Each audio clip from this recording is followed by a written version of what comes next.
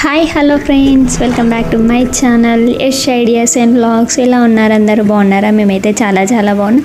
మీరు కూడా బాగుండాలి అని అయితే మనస్ఫూర్తిగా అయితే కోరుకుంటున్నాను. ఈరోజు సండే స్పెషల్ వచ్చేసి నేనైతే రాగి సంగటి విత్ అట్లనే చికెన్ కర్రీ అయితే చేద్దామని అయితే చేశాను. అంటే ఇది నేను మండే రోజు అయితే వాయిస్ ఓవర్ ఇస్తున్నా. చేసాము, తిన్నాము, అయిపోయింది. అండ్ ఏంటి అనేది ప్రతి ఒక్కటి అయితే ఈ వీడియోలో అయితే చెప్తాను.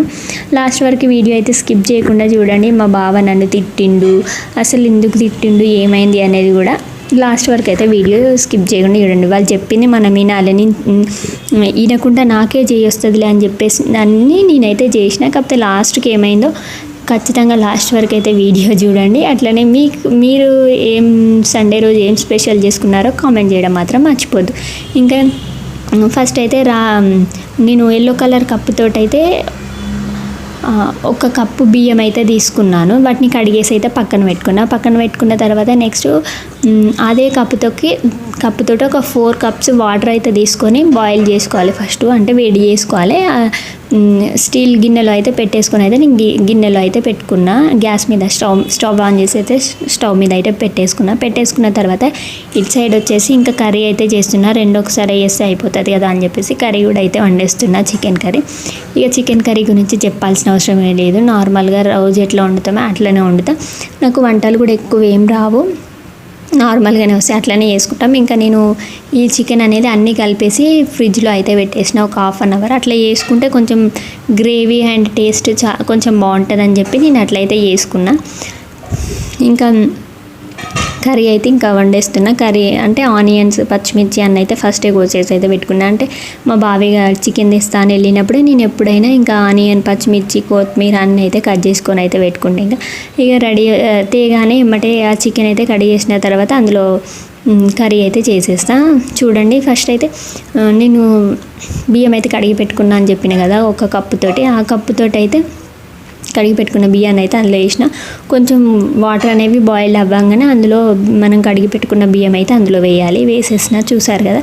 వేసేసిన తర్వాత అయితే ఇంకా ఇటైతే కర్రీ అయితే వండుతున్నా. వేసేసిన తర్వాత కొంచెం అన్నం మనం డైలీ రైస్ ఎట్లా వండుకుంటామో అట్లనే వండుకోవాలి. కాకపోతే వాటర్ ఎక్కువ పోయాలి. వాటర్ ఎక్కువ పోసిన తర్వాత కొంచెం ఇట్లా మనం చేయితో ఒక 70-50 అంటే 70 కూడా కాదు, ఒక 50% రైస్ అయితే ఉడుకుతుంది. ఉడికింది అనే టైంకి మనం చూడండి, నేను చూపిస్తున్నా, ఒక 70%, 50-70 మధ్యలో ఉడికిన రైస్ని మనం చూసుకోవాలి.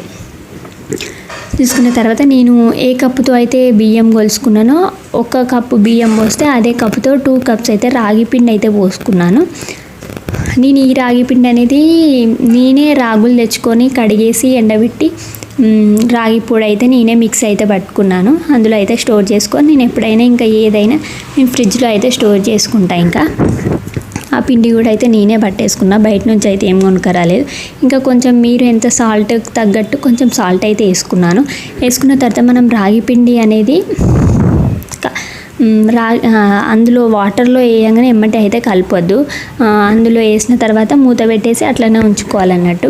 ఉంచుకున్న తర్వాత ఇక్కడైతే ఇంకా నేను కర్రీ అయితే రెడీ అయింది. అయిన తర్వాత లాస్ట్లో కొత్తిమీర వేయాలి కదా, కొత్తిమీర అయితే వేస్తున్నా. ఇంకా చూడండి, కొద్దిసేపు అయితే మూత పెట్టేసిన తర్వాత ఇట్లా అయితే అవుతుంది. పొరలుగా అయితే ఇట్లా అయిన తర్వాత ఒకటే సైడ్ తిప్పుకుంటూ మనమైతే మంచిగా అయితే కలిపేసుకోవాలి. మళ్ళీ మధ్యలో అది పిండి ఉంటుంది కాబట్టి ఒకటే సైడ్ మంచిగా అయితే కలిపేసుకోవాలి. మొత్తానికి అయితే రెడీ అయిపోయింది. మా బావ అసలు ఏం చెప్పిండు అంటే, ఫస్ట్ టైం చేస్తున్నావు కదా, రైస్ లేకుండా ఓన్లీ రాగి పిండితోటే చెయ్యి అని చెప్పిండు. కాకపోతే నేనేం చేసిన, వీడియో చూసి నాకెందుకు చేయరాదు అనే ఓవర్ కాన్ఫిడెన్స్ తోటి నేను రైస్ బియ్యం కూడా వేస్తా, రాగి పిండి కూడా వేస్తా అని చెప్పేసి వేసిన. కాకపోతే లాస్ట్కి అయితే అది ఏమైందంటే మంచిగా అంటే టేస్ట్ బాగాలేదు, అంటే కొంచెం యావరేజ్గా ఉన్నది.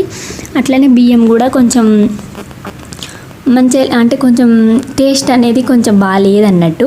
ఇక నేను అలా అయితే యాక్టింగ్ చేస్తున్నా బాగానే ఉందని. అప్పుడే ఫస్ట్ తింటాను కాబట్టి బాగానే అనిపించింది. ఇంకా తింటుంటే ఇంకా మంచిగా లేదు అట్లా అనిపించింది.